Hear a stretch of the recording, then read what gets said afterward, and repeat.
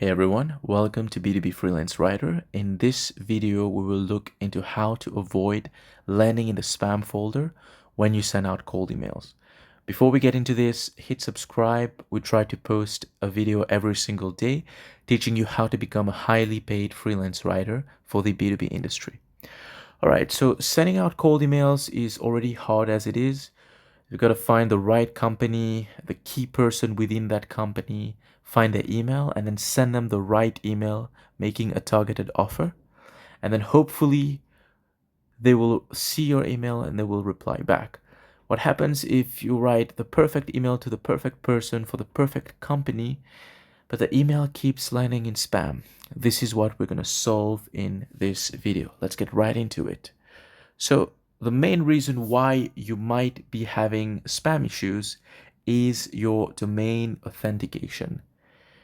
If you've got a professional email address with a custom domain, which you should because it makes you look more professional than a Gmail, then you've got to warm up your domain because it's new. And not only you've got to warm it up, but you've got to set its authentication right. So that means the SPF, DKIM, and DMARC records. If you don't know what these mean, do not worry. You don't have to understand them. You've just got to set them right. And the way you can do it, you just go to your support system. For example, I used GoDaddy, so I went on the live chat.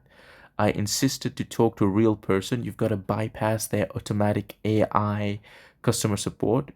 Who likes those anyway? These AI customer supports never really help. You need a real person.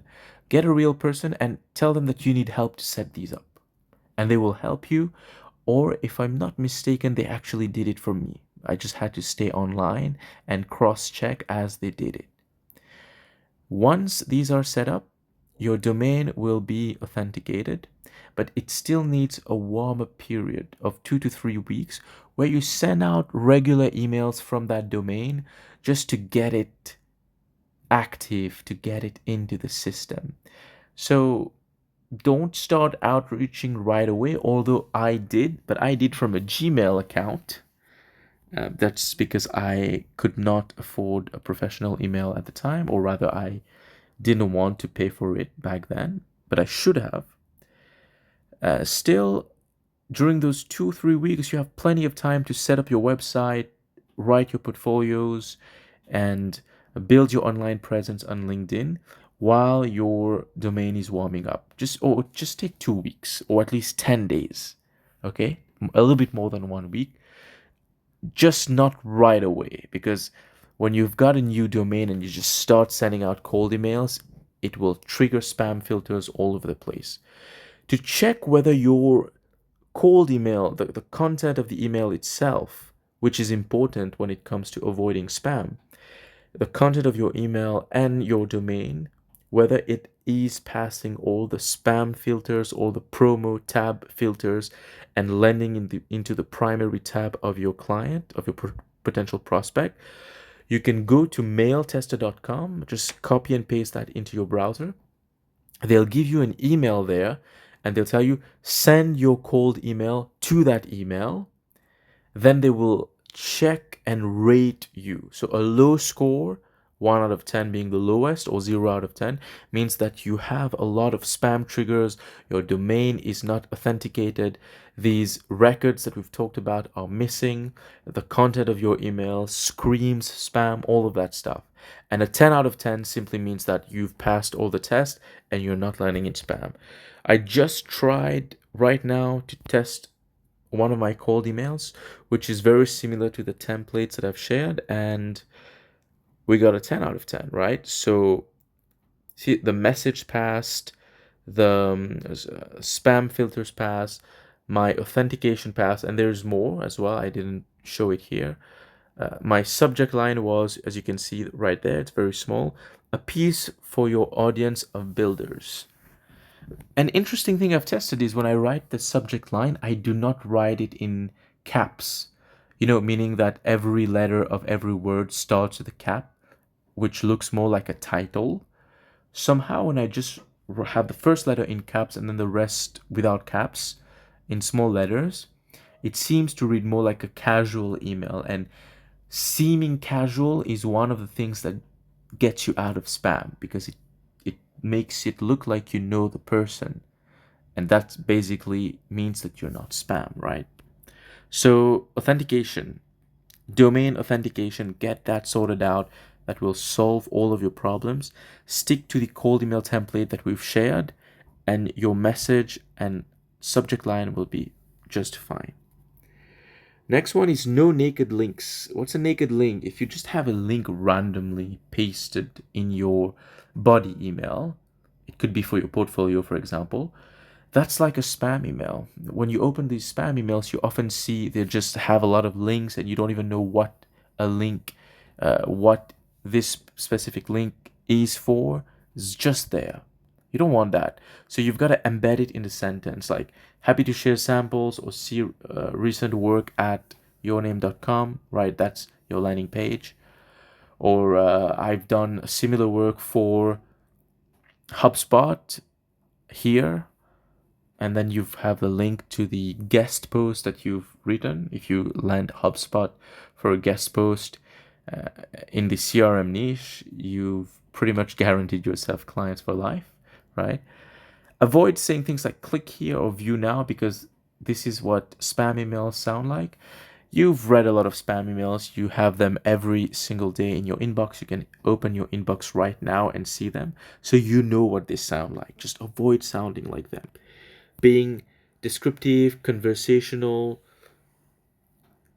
sounding like a human, not templated, right? You don't want to sound like a template. Even if we've talked about a cold email template, yes, but that template is meant to be to read like a human, to sound like a human, to sound conversational. So do not sound templated.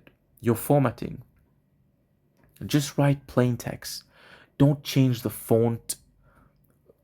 Don't vary the font too much. Even bolding parts, I tend to like that. I tend to like writing the title of the targeted blog post, of the targeted offer, which is a blog post proposal, right?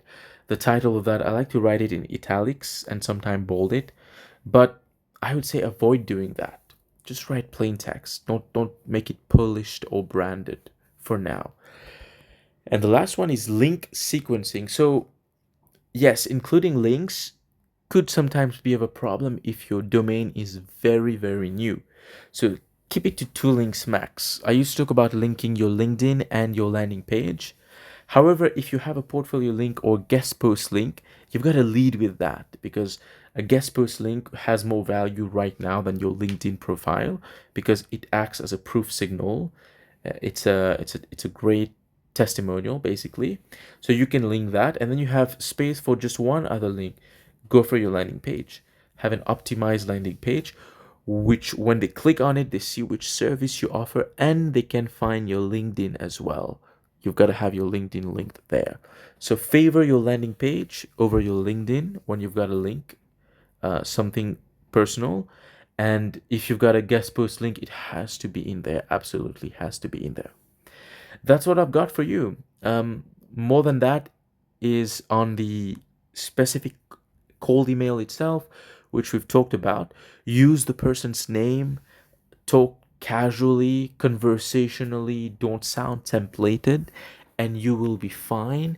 The most important thing is go get your domain authenticated. And yes, maybe be careful with the links right now. 1 or 2 is fine. Definitely don't have too many. That's for sure. But the first thing is your domain authentication. And you'll find that if your domain is not authenticated, this is 99% of your problem solved right there. And then the rest, just optimize it and use mailtester.com to check it out if you're passing all the tests. That's it for this video. It's very short, and if you stick to all of these, you'll be fine. You'll be out of spam and landing these clients as fast as possible. Thank you so much for watching. Hit subscribe, drop a comment if you've got any questions, and let me know how it's going. How's your freelance journey going? Cheers.